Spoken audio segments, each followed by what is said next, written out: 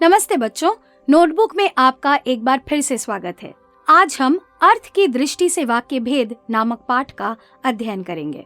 बच्चों, आपको यह जानकर आश्चर्य होगा कि अर्थ के आधार पर हम कुल 8 प्रकार के वाक्य बोलते हैं। इस पाठ में हम 8 प्रकार के वाक्यों का अध्ययन करेंगे।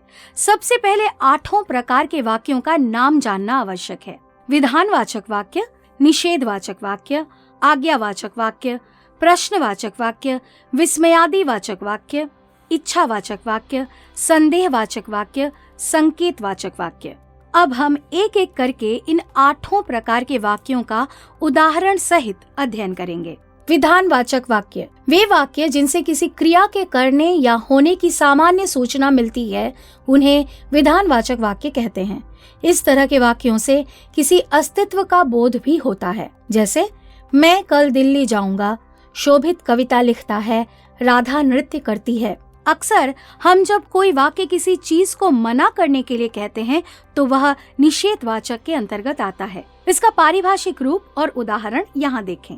निषेधवाचक वाक्य वैसे वाक्य जिनसे कार्य के न होने अर्थात निषेध का बोध होता है, उन्हें निषेधवाचक वाक्य कहते हैं। जैसे मैं आज कॉलेज नहीं जाऊंगा, आज अंग्रेजी के अध्यापक नहीं आएंगे, हमने कुर्सी नहीं तोड़ी है।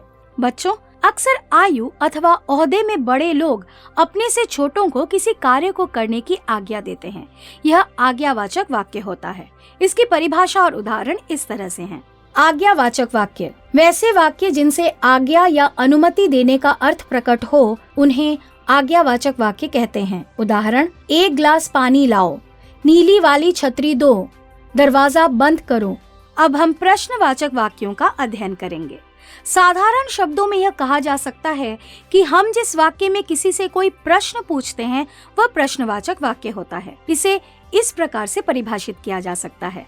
प्रश्नवाचक वाक्य वैसे वाक्य जिनमें किसी से प्रश्न किया जाए, वे प्रश्नवाचक वाक्य के अंतर्गत आते हैं। उदाहरण, क्या तुम यह पुस्तक पढ़ना चाहोगे? तुम्हारा घर कहाँ है? राजेश क्या करता है?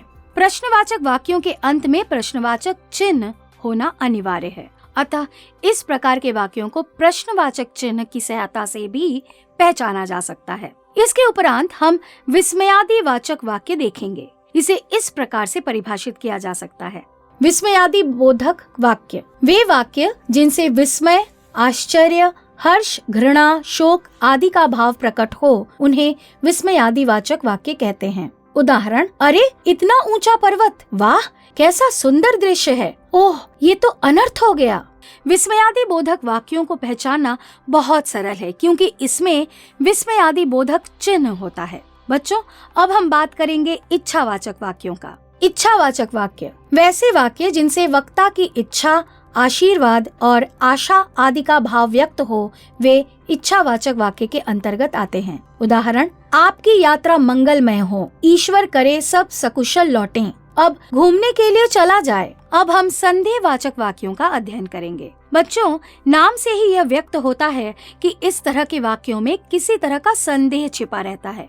इसे इस तरह से परिभाषित किया जा सकता है। संदेहवाचक वाक्य जिन वाक्यों में किसी कार्य के होने में किसी तरह का संदेह अथवा संभावना का बोध हो, उसे संदेहवाचक वाक्य कहते हैं।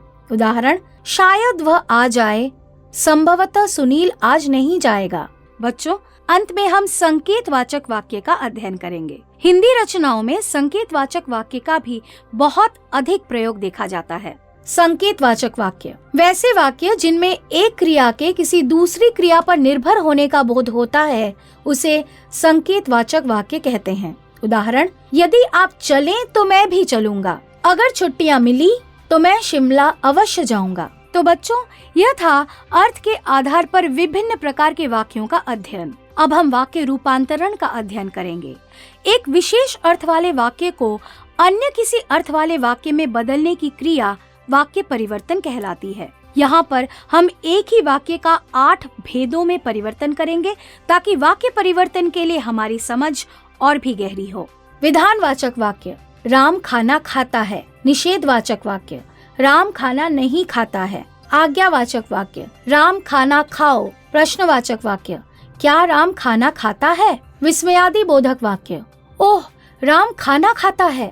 इच्छावाचक वाक्य काश राम मेरे यहाँ खाना खाता। संदेहवाचक वाक्य। शायद राम खाना खाता है। संकेतवाचक वाक्य। यदि अनुमति मिले तो राम खाना खाए। इसी प्रकार से कुछ और उदाहरण देखिए जिसमें हम एक वाक्य भेद का परिवर्तन दूसरे भेद में करेंगे। प्रश्नवाचक। क्या रमेश सबकी सहायता करता है? आज्ञावाचक। रमेश सबकी सहायता करो। निषेधवाचक। रमेश ने यह पुस्तक नहीं पढ़ी है। संकेतवाचक। यदि आज्ञा मिले तो रमेश यह पुस्तक पढ़े। संदेहवाचक। पुलिस को देखते ही चोर भाग गए होंगे। प्रश्नवाचक। क्या पुलिस को देखते ही चोर भाग गए? तो बच्चों, यह था अर्थ की दृष्टि से वाक्य भेद का विस्तार पूर्ण अध्ययन। इस पाठ से संबंधित और भी उदाहरण अलग से हमारे ऐप में मौजूद हैं। हम आशा करते हैं कि आप उसका सदुपयोग अवश्य करेंगे।